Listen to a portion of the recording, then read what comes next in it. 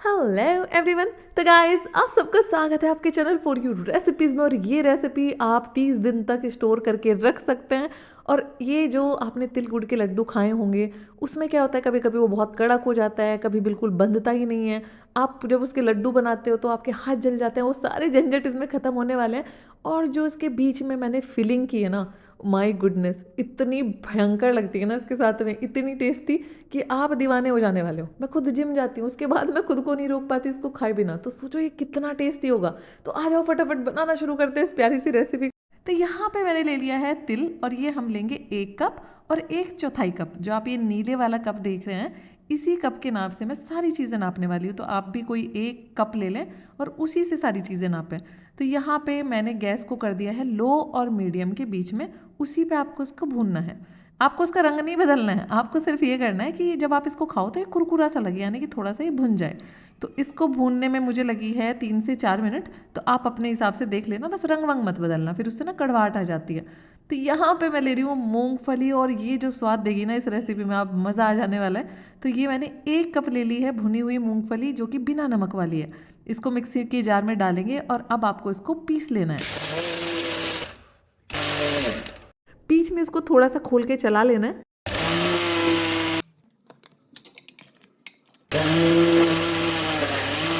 तो चलो अब खोल के देख लेते हैं। और अभी ये तैयार है हमारा।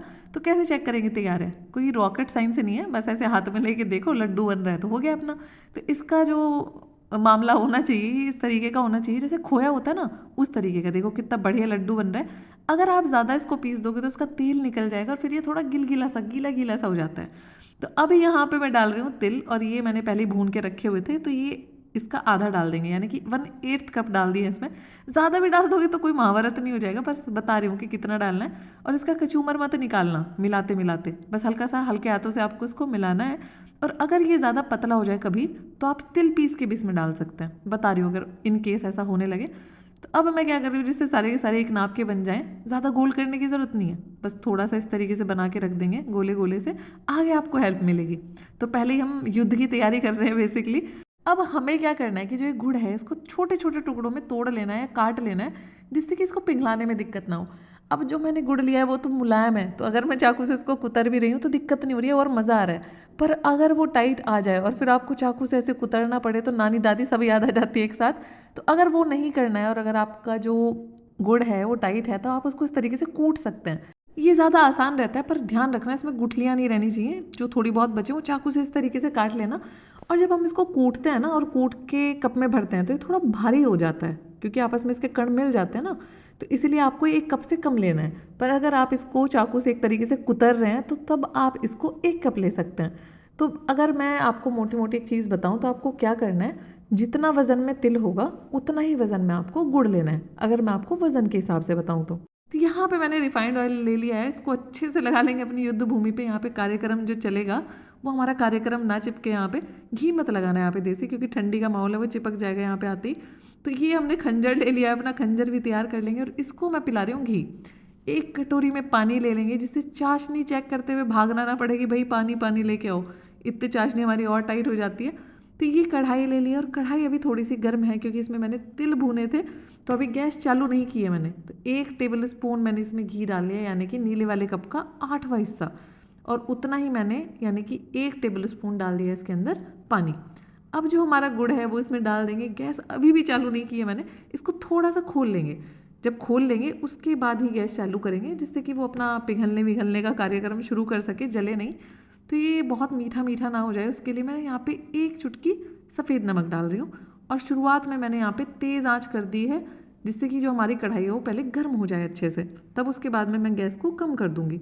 तो अब इस टाइम पे हमें क्या करना है, शुरुआत से ही आपको ये ध्यान देना है कि जितनी भी इसमें थोड़ी बहुत गुठलियाँ हैं उनको आपको ख़त्म करना है। वरना क्या होगा, ये पकता चला जाएगा और फिर ये घुल नहीं पाएंगी, जितना गाढ़ा होता चले जाएगा। तो अब आप यहाँ पे देख सकते हैं कि ये झाग आने शुरू हो गए हैं, मतलब ये हमारी जो कढ़ाई है वो गर्म हो गई है। तो 1 मिनट के लिए ही सिर्फ मैंने तेज़ आंच की थी। अब आपको क्या करना है, गैस को बिल्कुल कम कर देना, और कम से बस थोड़ी सी ज़्यादा कर देना है, जैसे मैंने आपको दिखाया वीडियो में।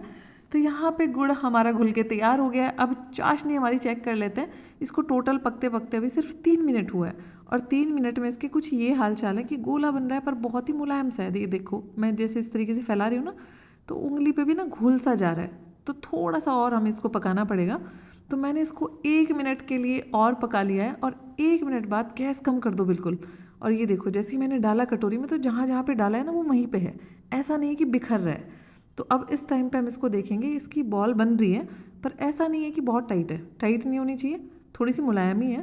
और जैसे इस तरीके से मैं इसको थोड़ा फैला के देख रही हूँ ना, तो अभी ठीक लग रहा है। तो अब इस टाइम पे हो गई है हमारी तैयार। तो टोटल हमने इसको 4.5 मिनट के लिए पकाया, और गैस को अब इस टाइम पे हम कर देंगे बंद।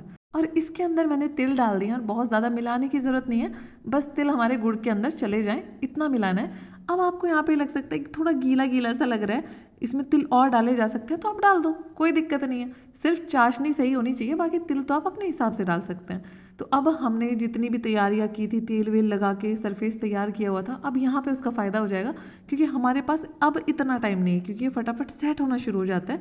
तो अब आपको क्या करना है, इसको फटाफट फैला लेना है, थोड़ा पतला सा कर लेना है। तो चाकू पे हमने पहले से ही घी लगा के रखा हुआ है, तो ये भी इसमें काम आने वाला है, ये चिपकेगा नहीं इसके ऊपर, और इसको थोड़ा सा फैलाने में हमें मदद करेगा, इसको थोड़ी सी पतली परत करने में इसको मदद करेगा। और थोड़ा सा आप इसको शेप दे पाओगे, बहुत ज़्यादा शेप देने की ज़रूरत नहीं है, पर हाँ थोड़ा सा तो आपको देना पड़ेगा। तो इस तरीके से हम इसमें निशान लगा लेंगे, फटाफट करने ये सारे काम। तो हमने जो लड्डू बनाए थे छोटू छोटू से, ये सारे रख दिए यहाँ पे, अब इसको हमें आकार देना है। तो ये मुझे थोड़ा बड़ा सा लग रहा है, इसको काट के अलग कर दिया, इतनी टेंशन नहीं लेनी है लाइफ में, क्योंकि मैं चाहती हूँ कि जो बाहर वाली परत है वो बहुत मोटी ना हो, फिर जो पीनट वाला हमारा गोला बनाया ना हमने, वो उसमें मज़ा नहीं आएगा खाने में। परत बाहर वाली थोड़ी पतली ही रहे तो मज़ा आता है। तो ये देखो मैंने काट के अलग कर लिया था ना जो हिस्सा, वो यहाँ पे जोड़ा, और इसको यहाँ पे ऐसे करके इसका गोला बना देंगे।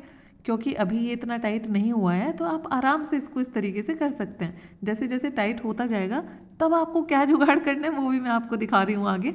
अब ये इस टाइम पे थोड़ा टाइट हो गया है, तो टाइट होने के बाद में आपको क्या करना पड़ेगा, बेलन से इसको थोड़ा सा दबाते हुए इस तरीके से फैला लेना है। और अब यहाँ पे जब इसको आप बंद करेंगे, तो थोड़ा सा ध्यान देना है, क्योंकि अब ये थोड़ा सा टाइट हो गया, तो ऐसे बंद नहीं होगा। इस तरीके से बंद करो, और बीच में ले जाके थोड़ा सा तोड़ दो, तो आप इसको थोड़ी सी शेप दे पाओगे, क्योंकि अब ये उतना सॉफ्ट नहीं रहा है, ये मुलायम नहीं रहा है। और इस रेसिपी को बनाते हुए आपको ये हाथ जल ही नहीं सकते हैं, क्योंकि ये इतना ठंडा हो चुका होता है कि आप इसको आराम से हैंडल कर सकते हैं। तो ये देखो इस तरीके से बीच में लेके गए, इसको तोड़ा और यहाँ से दबा दिया, और जहाँ से आपने इसको तोड़ा है ना, वहाँ से थोड़ा सा ज़्यादा दबाना, जिससे कि आपका जो ऊपर की परत है वो उस जगह से ज़्यादा मोटी ना रहे। तो ये हमारा मूंगफली का मिश्रण अगर बच जाए, तो इसमें थोड़ा सा चीनी का पाउडर डाल के खाना मज़ा ही आ जाता है। पर अगर आप बचाना नहीं चाहते, तो पौना कप लेना आप मूंगफली, ठीक है। तो यहाँ पे देख सकते हैं आपके कितने सारे हमारे ये बन के तैयार हो गए, और जो इसमें से वाइट कलर का हमारा मूंगफली का लड्डू बाहर निकल के आ रहा है ना, वो बहुत टेस्टी और बहुत माउथ क्या होता है, माउथ वाटरिंग लग रहा है। तो एक दिन रख के हो गया था इसको रेसिपी को बनाए हुए, और उसके बाद जब मैं इसको तोड़ रही हूँ, तो ये कुछ इस तरीके की बन के तैयार हुई है। इसको सेट होने में थोड़ा सा टाइम लगता है। आप अगर रेसिपी बनाते ही तुरंत उसको तोड़ेंगे, तो आपको लगेगा उसमें थोड़ी सी खिंचावट सी आ रही है। तो अगर आप चाहते हैं तुरंत उसको खाना, तो क्या करना है वो भी मैं आपको बताऊंगी। तो यहाँ पे ये जो मैंने पीस आपको तोड़ के दिखाया है, ये 3 दिन पहले बनाया हुआ पीस है, ये कुछ इस तरीके से सेट हुआ है। तो आपको क्या करना है, सीधी सीधी सी बात ये है, अगर आपको इसको रख के खाना है, तो आप ऐसी चाशनी तैयार करिए जैसे मैंने आपको दिखाई है। अगर आपको उसको हाथ के हाथ खाना है, 1-2 घंटे में ही खाना है, तो चाशनी आपको थोड़ी सी गाढ़ी तैयार करनी है, बस इतना ही सिंपल है ये।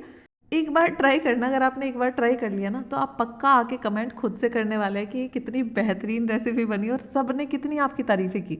तो अपने कमेंट प्यारे प्यारे से ज़रूर करना, चैनल को सब्सक्राइब करना, जिससे आपको ये अच्छी अच्छी अलग अलग सी रेसिपी मिलती रहे। अगर आपको ये वीडियो पसंद आई है, तो वीडियो को लाइक करना, नहीं पसंद आती है तो कोई बात नहीं है, आप वीडियो को डिसलाइक भी कर सकते हो, पर कमेंट करके ये अगर बता दोगे ना कि क्या पसंद नहीं आया, तो ज़्यादा चीज़ें अच्छे से समझ में आ जाती है। तो इन्जॉय कीजिए, बहुत ही माउथ वाटरिंग, माउथ मेल्टिंग सी recipe. Till then take care, enjoy and bye bye.